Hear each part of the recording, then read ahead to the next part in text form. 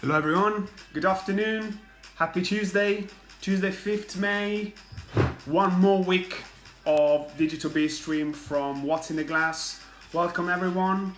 We're gonna talk about beer, we're gonna talk about sour beer this week, and we're gonna talk about beers and important matters within the beer with some other special guests, some other great people within the industry, friends, colleagues, people that I met, people that I spend beautiful evenings and afternoons together because beer. So I'm really excited, and I'm really excited about the Sour Week. So sour is a style, is an umbrella term for many different styles within beer. So it's great. It's a fantastic opportunity to explore a bit more styles and different things together. I hope you're all doing well. I hope you be relaxed about the situation improving day after day. Don't watch too much about the numbers. Numbers are not the matter too much right now for us. It's more like try to rebuild a bit of regularity. Trying to make sure we're just improving our conditions. We're getting better and better and better. So I want to give a big shout to Imbibe, a magazine run by friends and colleagues and people within the industry. They've been really nice to collect different experiences right now in these days about beer and drinking industry, which is great. I'm looking for new content all the time to keep updated with what's going on. Trying to learn when pubs are going to be open again. Trying to learn how breweries doing everywhere, how people are doing everywhere, which is very important, very crucial in these days. And as I said, this is the coach stream. For the coach stream, we have a digital beer education program. And it's dedicated to deliver expert insights into the world of beer from people that know what they're talking about.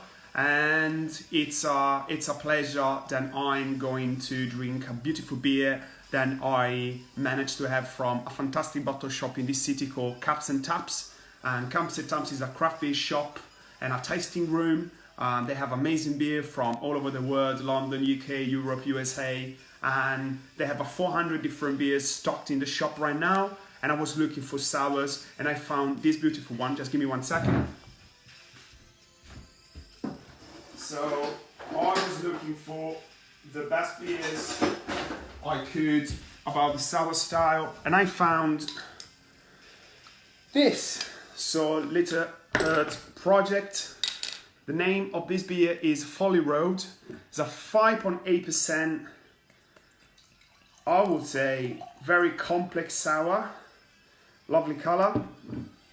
Oh, it's fantastic. So basically, it's a sour made with some yeasts. They call it Saccharomyces kudradzeviv, and they're coming from the bark of oak trees.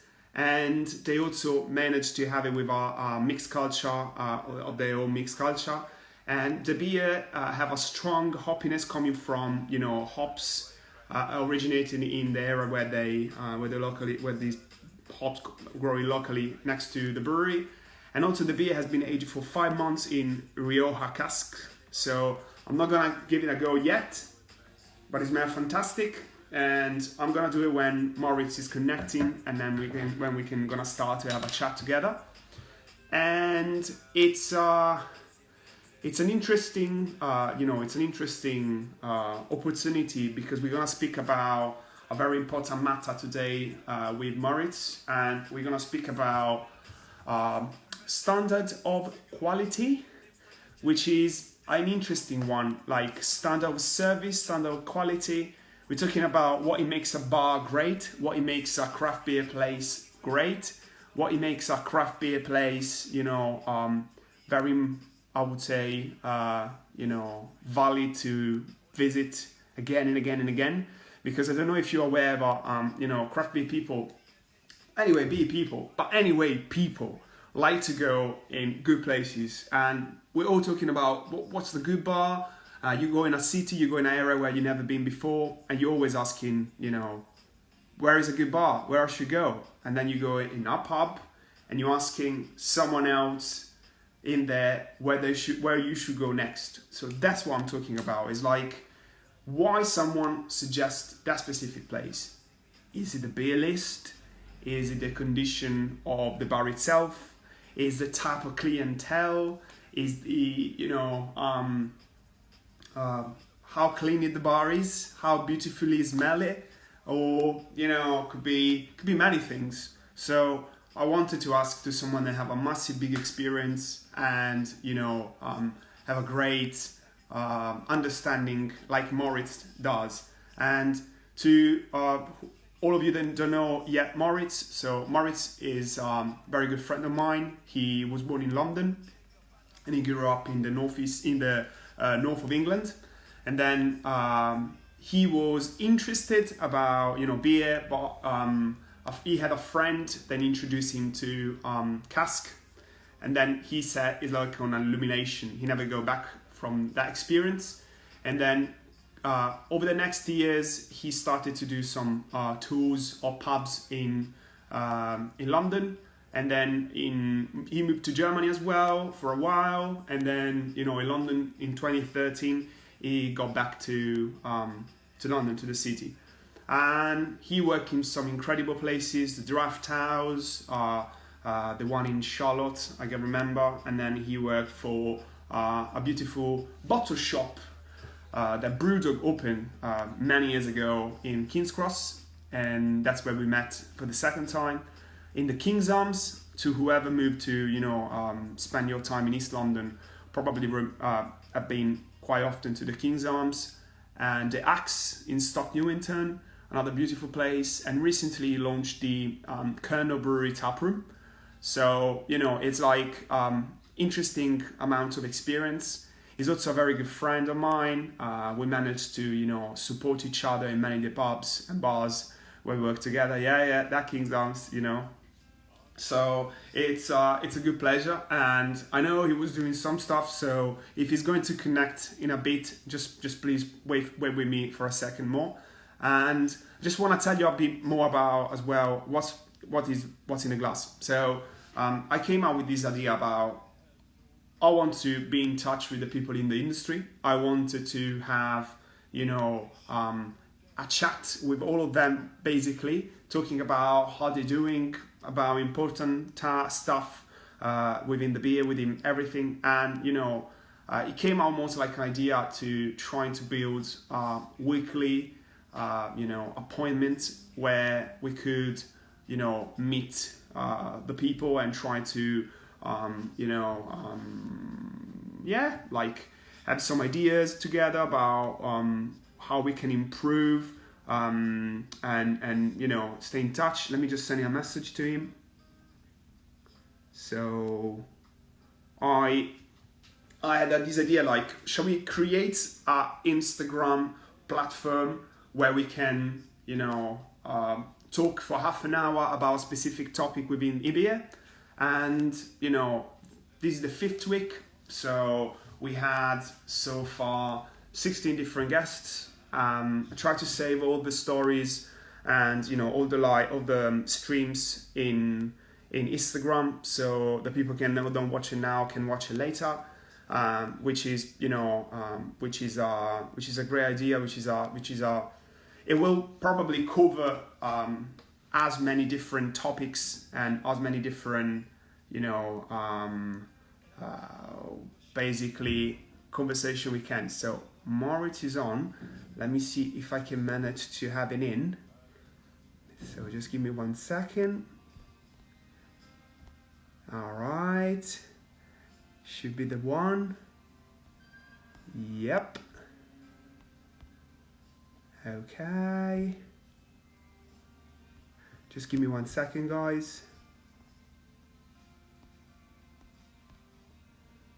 All right.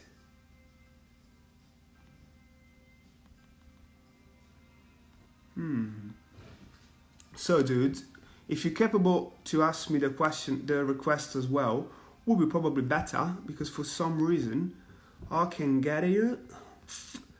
So let's see how it goes. Sorry guys, this is all direct, so you know. Yes. In a second it will be on, and I can't wait. And I want to see what he drinks as well, because I'm having this beauty. Oh, hello. Oh, there we go. Yes. Hey. Welcome, man.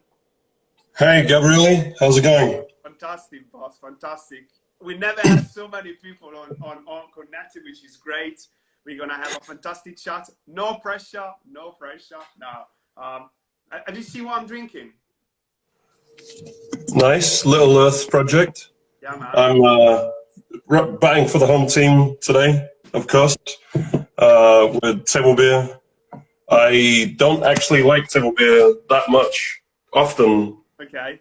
Shock horror, but this week's batch is incredible. So, cheers. Cheers, Moss. Thank you very much. So I didn't sip it yet. I wanted to wait for you. Thank you. Sorry. It's Tahiki and Nelson this week. Oh, wow. And I can tell, man, this is so bitter. I'm not used to drink bitter beers from Bitter Herb Project. It's like bitter and strong and...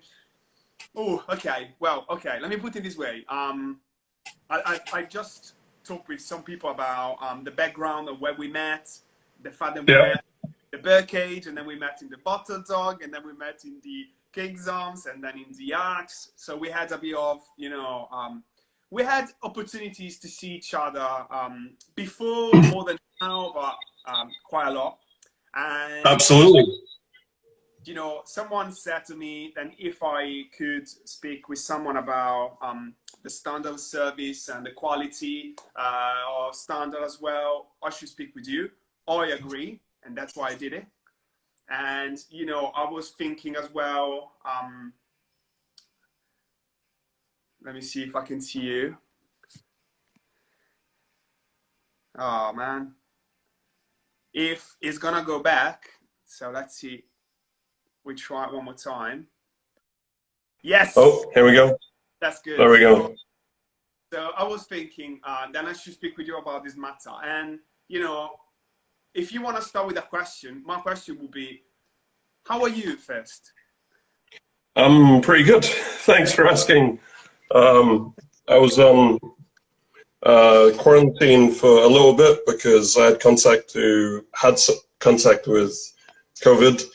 But then after that, then I went on furlough. So I was basically out of the game for about 6 weeks or something with both time periods. But then Kernel Brewery's been really busy. So with the web shop and mostly the web shop. So I said I live really close to work. So I offered to come off furlough or whatever, and so I did. And it's been too busy just packing boxes and answering emails and doing all kinds of different tasks than what I'm used to, but there's still some kind of social aspect to it, so that's where I'm getting some of the juice, basically. It's good. I'm glad to hear that. I'm glad because I'm really, you know, I care about you, and I want to know that everyone is fine in these days and everything. And I know we shouldn't probably speak too much about bars because we're all missing them so much. Yeah. But despite the fact that we're missing them, it's important to speak about them, and it's important to speak about beer spaces in general, because it's where you're getting, you know, close to products and to beers, and it's where the magic happens most of the time.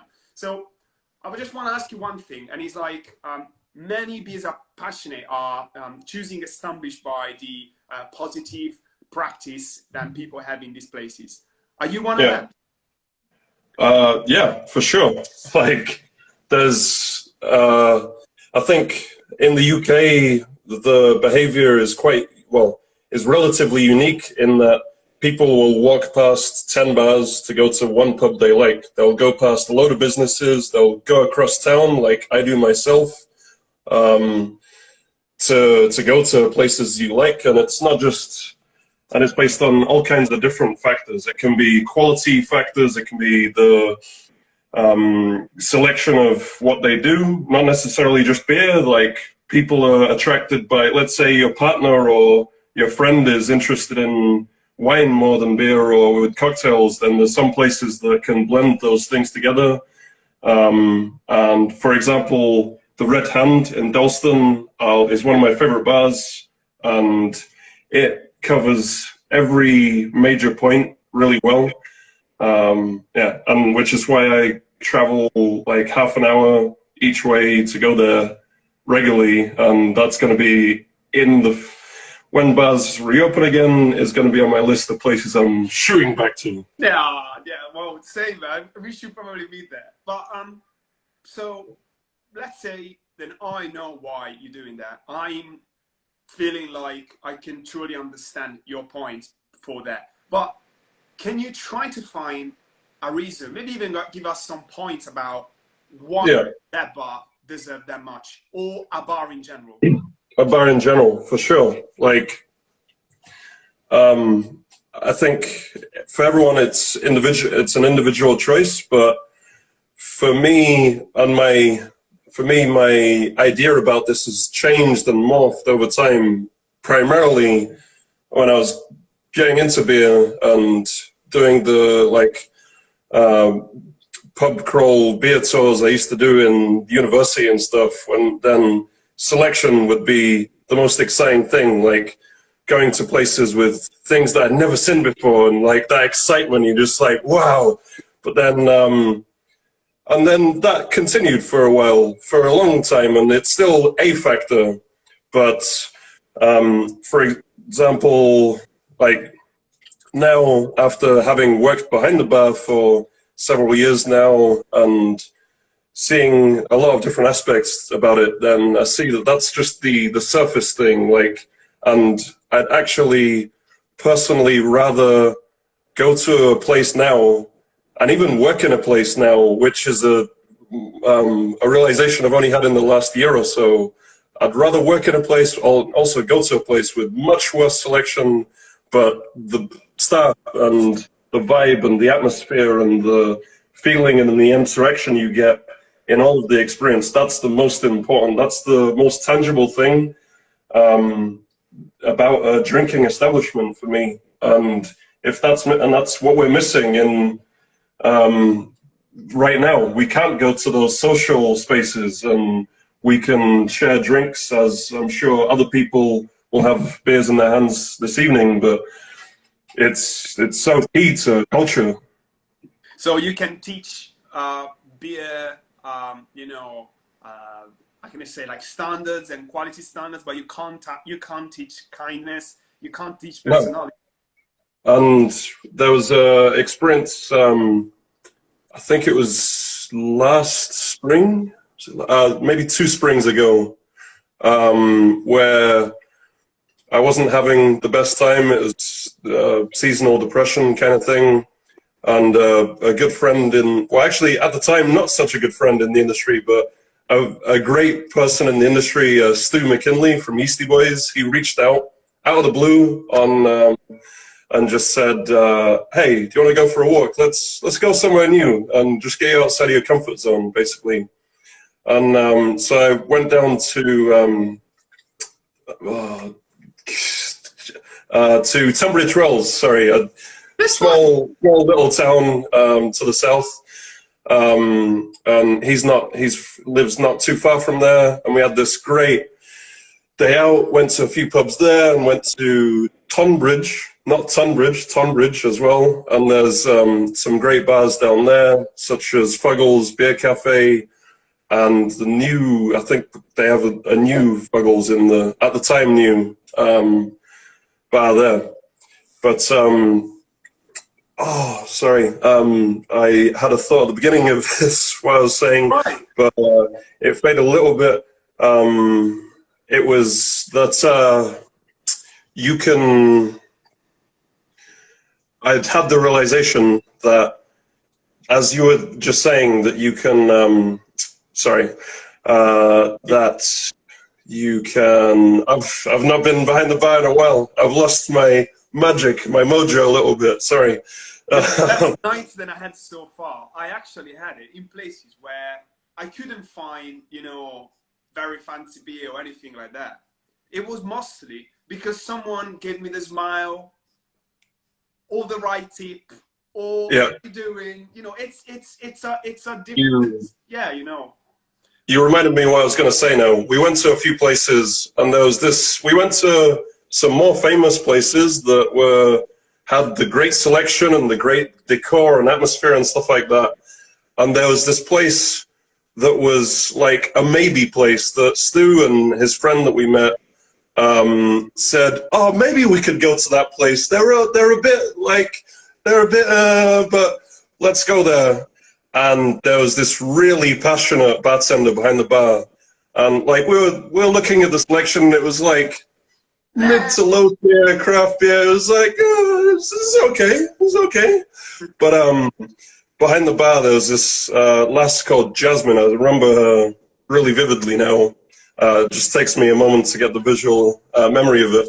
But she just like blew up, and when she saw Stu wearing this Yeasty Boys hoodie, and she said, which is a well, she just said, wow, are you from Yeasty Boys? That's amazing. Obviously, he could just be a guy in a Yeasty Boys hoodie, but he was just like, well, actually, yes, I am. How are you doing? And like, she just lit up. She was so happy. She was so overjoyed, but then just like gave us the tour and just like said, oh yeah, what do you like? And asking the questions I asked myself, like, don't just say, oh, I really like this beer when you're a bartender. I like this beer, so you're going to like it too. That's not how taste works. Like, everyone has a different preference. Well, so when we worked together recently at the Kernel Taproom, you were inviting me because you were going to have a shift that you had to work alone. So I wanted to come down and help. You've been fantastic, and I remember this beautiful thing about this guy, French guy, was so like full of emotion because he was at Kernel, and then he really wanted to ask you that thing, but he didn't. So you did. Do you want to come and see around the brewery? Man, that guy literally just started to, he couldn't believe what was going to happen, you know?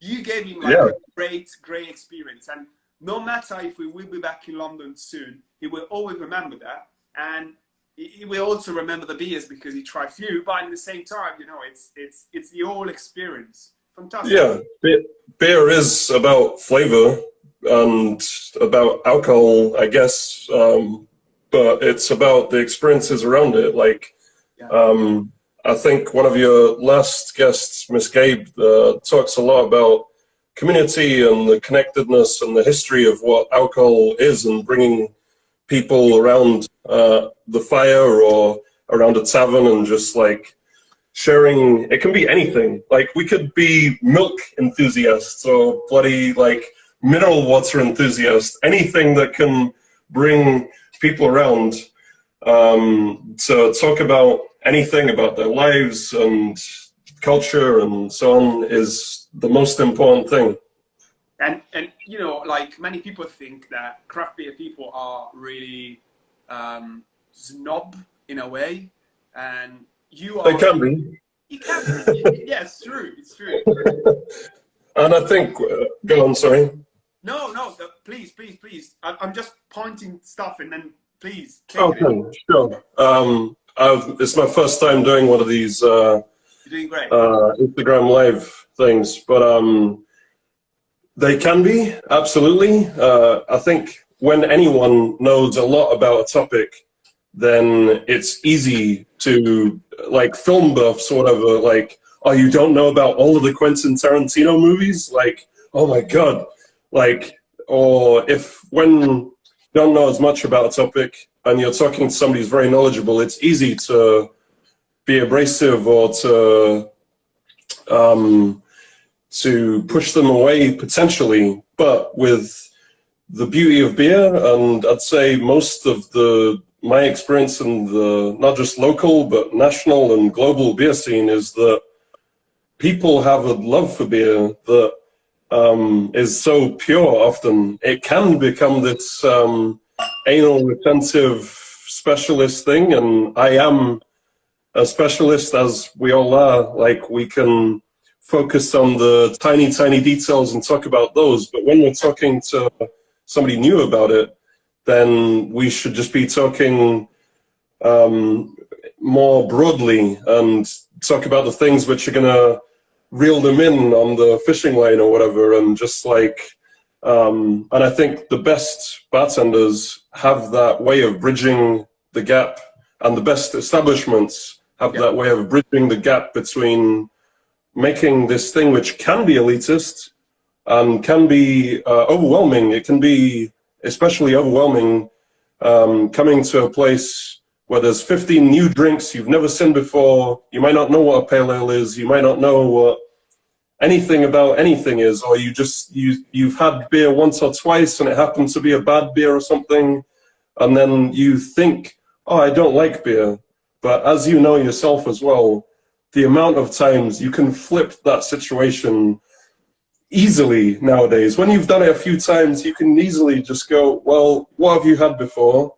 And as you said, the steward is an excellent word to use to coach people across their unknowledge or insecurity about this. Yep. And then just get them to get that wow moment where they're like, oh, oh, wow, that's great. And every time I see that on every single person's face that I ever see that on, I'm just like, well, I've done a good job. But then I'm just on to the next customer. Yeah, well, you know, this is the beauty and the malediction of the job, because you want to keep your standard high, and then you will love to have and to give great time consequentially, non-stop, all night long. Yeah. And then that happened, and then these happen. No matter if you're behind the bar, no matter if you're in front of the bar, something. And again, to me, it's like a song that is very mellow. It's like a beat. It's perfect. It makes me feel great. And then, boom, something like a crash, a very, strident sound. It just getting in, and I'm like, whoa. And it could be the voice of someone that has a bit higher. It could be the fact, I don't know, like, even like someone that gives an answer that I wouldn't expect. Could be even like, I don't know, like, do you have this type of beer? No, we don't do that. And I'm like, yeah, it's absolutely true. There's a whole range of things which can be a turnoff or something that just like gets in your head or under your skin as a customer. And yeah, like somebody raising their voice or being too forceful with you as a customer, or being a snob like we were talking about before. But for me, patronizing, yeah, I'm sure the ladies or the women in the audience will chime in or think about this too. But like when either a potential friend next to them or a person next to them or a male bartender, or sometimes even female bartenders can do this nonsense as well, but they're like, or even female customers too, but like the concept of girly drinks, oh, you want something sweet or fruity or something nonsense like that, just like, no, all beer is all people. Yeah, like, but that can really grate on all kinds of people, and I've experienced it myself. A female customer saying, hey, what girly drinks have you got? And I'm like, what do you mean by that? Let's kind of bring it in. I know what they mean. I know what I can presume what they mean by that, but that's destructive in itself. I'll just like, forget that. What flavors do you like?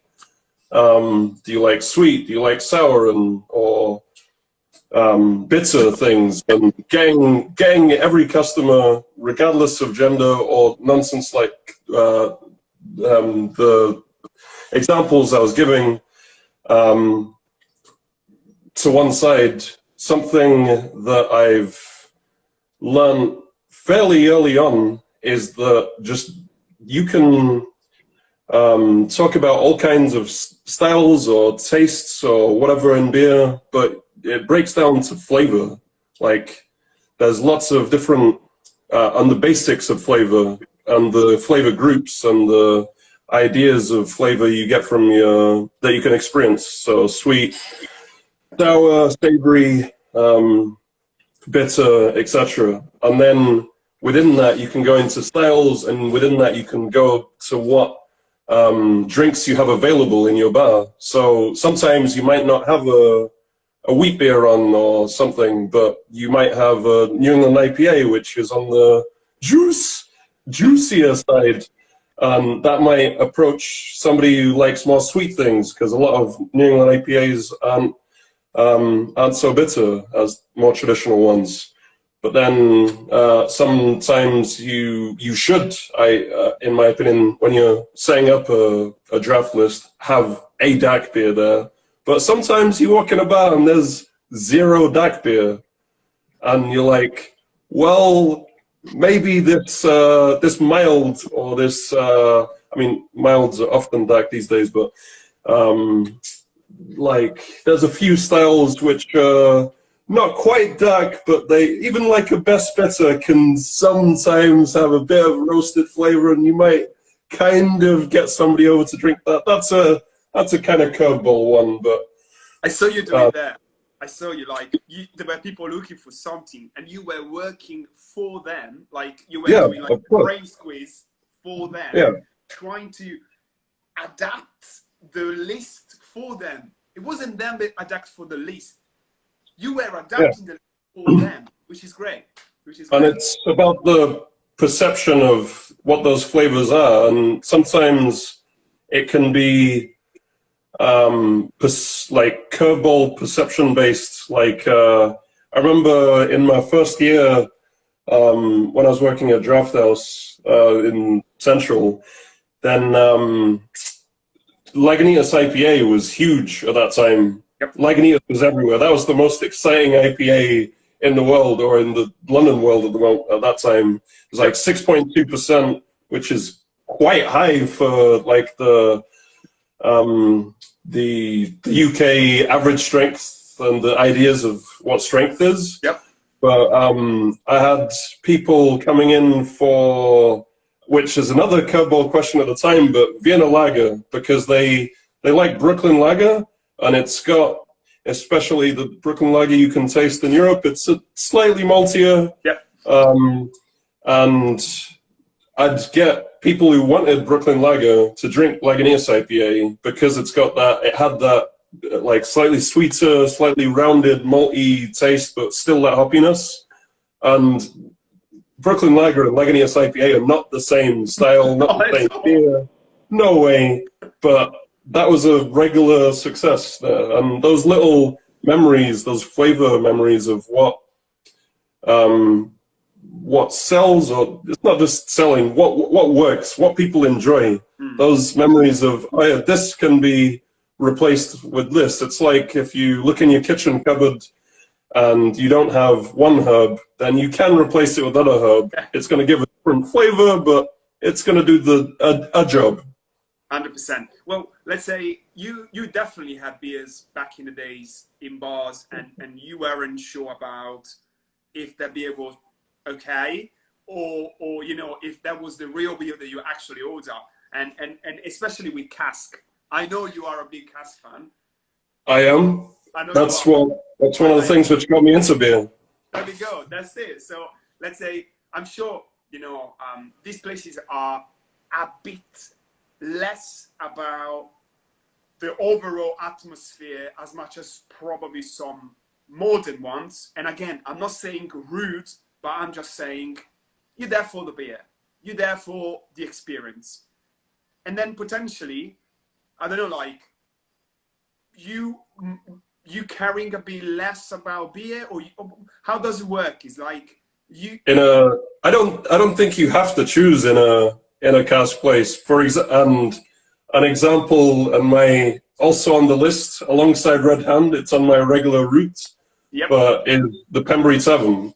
Yep. 5 points is Pembury Tavern, or the place they saved from closure. Like, that has a traditional aesthetic, but it's clean and modern, but amazing staff, really, really great staff, like Luke, and I can't remember her name. Oh, this is terrible.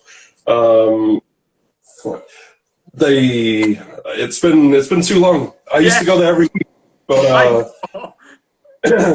there's the Australian lass who does the Pembury pub quizzes, but either way, the staff are really great, but the condition of their beer is perfect, and they never have too much on. It's only a small experience that I have one minorly bad experience with the beer itself there, and I told them, and they were chill about it, and they gave me something else or whatever, but I only feel comfortable doing that personally in places I know where I feel comfortable, really.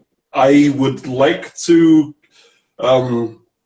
complain more, but I'm very British in that way. I did a tweet in like January or something like that where I had a head on a beer where it like came like up to there. So it was like half head, maybe not half. It was like a third of the pint was head. And I was just like, I'm not in Yorkshire. Like, in the north, you like a bit of a head on it, but come on. Seriously. But I just let it settle, and I just drank it, and I was like, it's good condition, but I didn't feel, it's a very British thing to just not complain, even though you really want to. You really, really want to, but it just... Yeah. Maybe you should as well in the same time, but I understand what you mean. Well, I'm sure if you go to the hop, for example, you are having a slight different expectation. Not because it's a different quality bar, but just because it's that kind of establishment. Am I right when I say that? You mean more... The hop in Covent Garden, one of the most famous cask beer places, and also on my list. You know me too well. Like, I don't quite understand the question though. Like, the quality, I mean, it is a really quality place. That is the gold standard for cask beer in this city.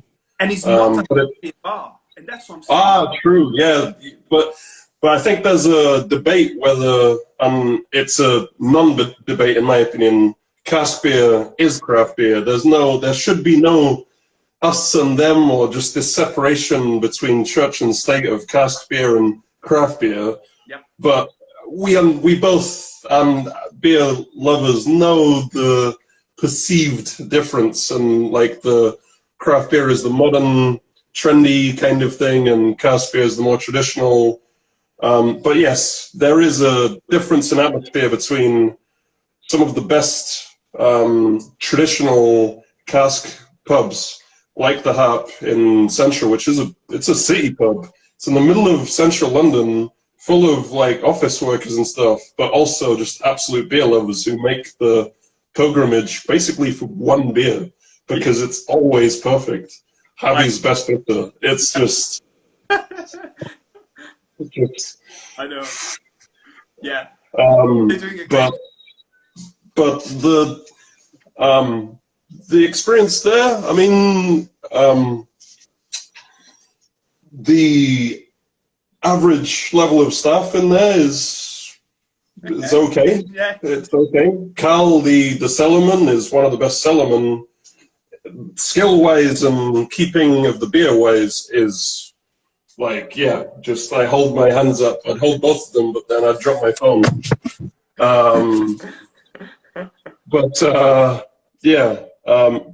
average stuff, it's okay. But then on the atmosphere, like you go upstairs and then you're just sitting in this old, this Edwardian or Victorian room with like an old upholstered couch. And I love going in there on a Sunday afternoon or a Saturday afternoon at certain hours, and it's just quiet. You're in central London, and it's just quiet, and you can just sit there, slowly drink your second pint because the first one is just like, yeah. Well, so, but then there's, go on. You mentioned three completely different places because, you know, different purposes, ideally, different type of products, different type of clientele, different areas in London. But then these three, if someone would come to London from somewhere else tomorrow, you'd be like, we had to go to visit these three. Basically, that is exactly what I do. Like when my friend Matt from California comes over, we actually met. The first time I met him, well, I'll tell you a little story about how I met and became friends with a customer of mine. Please. But I was, again, working my first bar job. It was in the era where Gamma Ray and Pale Fire were the two most exciting local pale ales.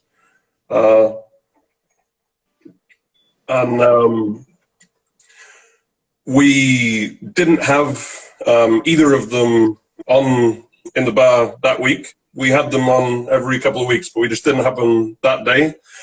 This Californian customer from Oakland that came out, and he couldn't get access to Brooklyn beer at the time. And we had Brooklyn Black Ops in the fridge, and I'd only been working in the industry like 6 months or something at this point, but it was, and I absolutely couldn't afford it at the price we were selling it for. It was like 40 quid, which I'd probably pay now, potentially, but back then, getting £6 an hour, like bartending, me and you put it on a pedestal, but it's an entry-level job most of the time. It can be a higher-level job, in my opinion, and I am really proud of it, and I try and do it the best I can and promote it, but it's not well-paid at all, generally, and not respected particularly. Anyway, he came up to the bar, and he was just like, oh my God, I'm not going to try to do the American accent. He said, oh my God, there's Brooklyn Black Ops in the fridge. I've never seen that. And he's a kind of big geek, a bit of an older gentleman who had a beer cellar, just like stacks on stacks on stacks of just crazy beers. But he said, he proffered this idea, I'll buy that Black Ops if I can share it with you and the whole team. And I was like, no, you could, it's like 40 quid. I was just thinking from my own spending power at the time, like for him, £40 was like, but even just the idea to just buy that beer and share it with people you don't know, and it being this easy, playful thing, not just because he could afford it, which he could, but it was just the generosity, and I've got quite a strong sense of honor, and so in my own style of it, at least. So then I said, all right, poured it out, shared this amazing beer. First time I've ever had it. First time I think I'd ever had a bourbon barrel-aged beer as well. And I was just like, wow. But then I quickly said I didn't smoke at the time, said to my supervisor, hey, can I have my 5-minute smoke equivalent break?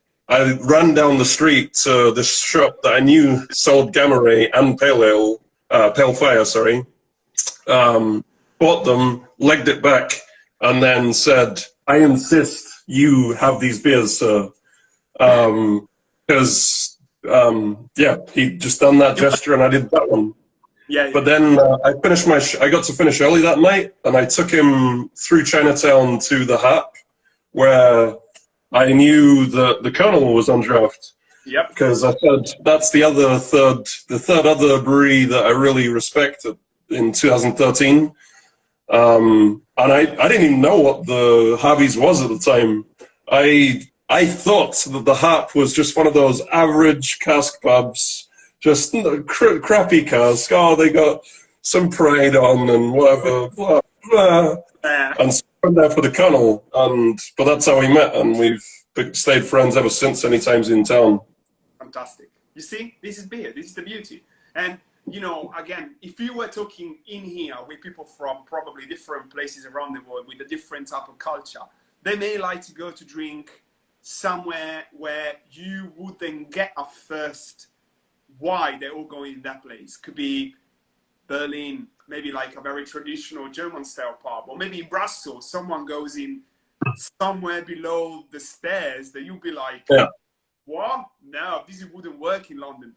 But then there is actually perfect. So what are your favorite places around the world? 3 cities, one place each. Okay. One place each. Yeah. That's mean. But about Germany and about Berlin, I'm gonna go left field. Actually, as the place. I haven't been back to Germany in a while, but my favorite place in Berlin probably is Forrester's Fine Beers. It's this actually really traditional German. When you said those words, I was just like, bing! Really traditional German style bar. It feels like a neighborhood pub, and it's full of like old geezers just drinking classic German styles, but then they represent modern beer as well. Like they've got the brewery from Bavaria, Braukunstkeller. They had Braukunstkeller IPAs. Yeah. On their menu, they had like an IPA section. I was like, who are these guys? Because at the same time they had Augustina, Weihenstephaner. Yeah. But then I learned about these new cultures, new to me, like Urig, and my pronunciation's horrible. Anyway, so that's Germany. Like, and they were really friendly as well. They were like, "Oh, you know about German beer? Oh, let me tell you everything I know about German beer," but not in a stewarding way. We were both stewards, but it was a very cooperational and beautiful thing. New York is probably my favorite city. To choose one is just brutal. I'm really sorry but you had to. Well, the one that you had an experience or something, a revelation, that you will visit first when you be there. Yeah, I'd say I can see like New York people commenting in the thing, and I'm just like, oh, this is gonna get messy. But probably Beerwax, probably. Like, there's a lot of places I love in New York, and to choose one is brutal. But Beerwax has this atmosphere which is really just, I feel, well, when I first visited in 2018, yeah, I think it was there in 2018. I'm not sure about the year, but like when I first visited Beerwax, when I first visited New York, I'd never been to a place like that ever. I'd never been to a beer bar like that in my life. Like, it's really chic. It had some of the ideas for my dream bar in a way, or it had some of the ideologies represented that I think is important. For example, it had, for America, this is insane, 9 beers on tap. Just wow. 9. Like, just 9, not 10, not 13, not 15, not 20, like you even see in London, not 50, not 60, 100, like you see in some crazy places in America. 9, but they're perfect. Every single one is ideal. I haven't had a bad beer in Beerwax. There's been beers that I don't feel like right now, but it's not a bad beer, and that's a good distinction actually about beer in general. Like, there's plenty of beers that I think are great, I could almost every, well, actually not almost every, but I could name about 20 New England IPAs that are great beers. I don't like them though, or I don't want to drink them, but that's a separate thing. But Beerwax, only 9 beers. Then they've got, I think, 500 or 3,000 vinyl records behind the bar as well. And it's just really stylishly done. It's not overt, it's refined, it's not minimal, it's just refined and classy. But so the bartenders, there's a vinyl record player behind the bar, and they are playing the music only on vinyl while serving the beers. But the way they do it is just effortless, and the staff they had in there was incredible. One of my favorite bartenders in my life and a good friend now is Carla. She works there sometimes, but now she's moved over to Evil Twin mostly.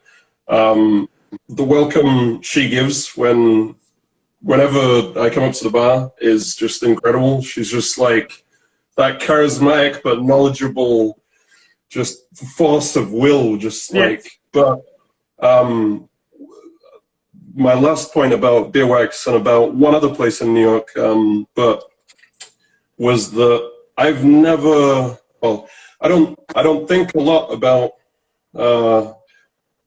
I'm mixed race. I'm half black, half white, but like, I don't really think too much day to day about race that much. But I've definitely experienced plenty of racism in my life, and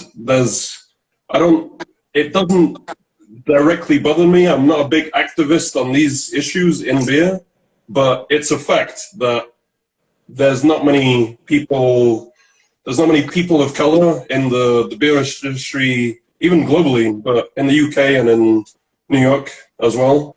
There's some, but if you look at the demographic, then it's overwhelmingly male, overwhelmingly white, and older often as well. And that can lead to certain things. But in Beerwax, the first time I was there, like, I've never been in a bar like that. Like, there was loads of people of color. I don't really like the people of color thing, sorry, but it's the but that's thing. Fine, no, maybe that's fine. It does, it really does. You know it does. But like, I sat next to this this black lesbian couple, and they just had a really good chat with them. But like, Kala is from Venezuelan heritage, I believe. Yes. Venezuelan. Don't quote me on that. Definitely South American. But the ownership of Beerwax is also of different race and background and so on. And it's not like they're not welcoming to everybody. They absolutely are, and that's the exact point. But like, when I was there, and over the night, over like 2-3 hours, then I didn't feel like a minority or like an other. I don't generally in beer places, but it could happen. It was this subtle thing that I was just like, I looked around and I was like, wait a goddamn minute, there's not a single white person in here. That's never happened in a beer bar, ever.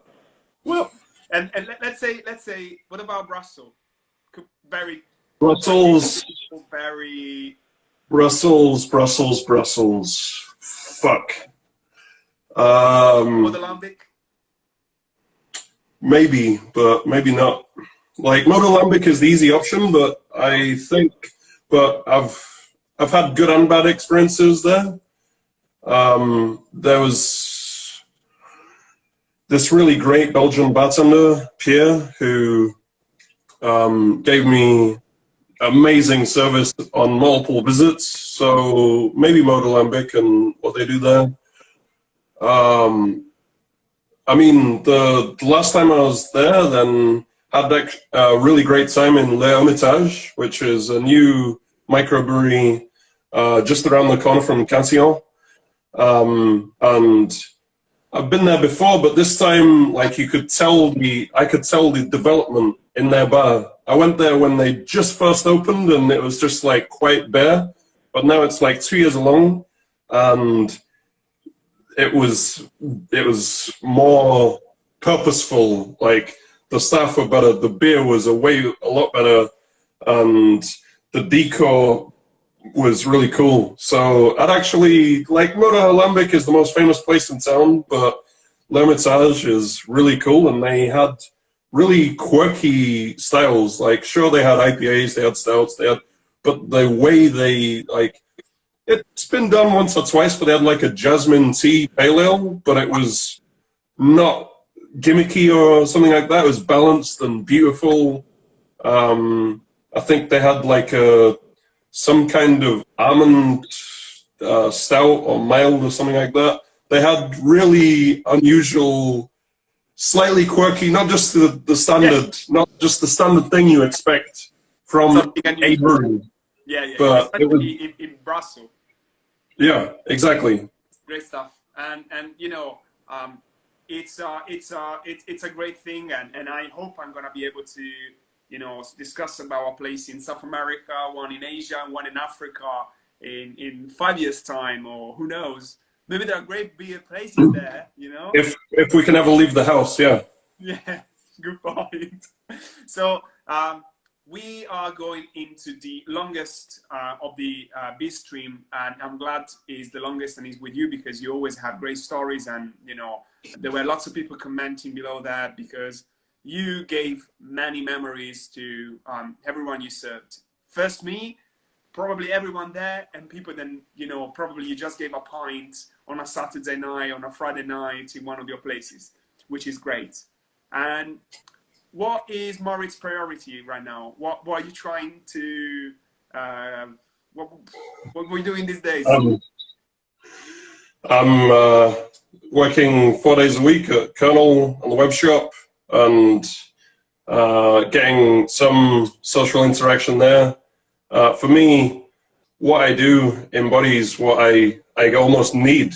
So being off fellow is really important.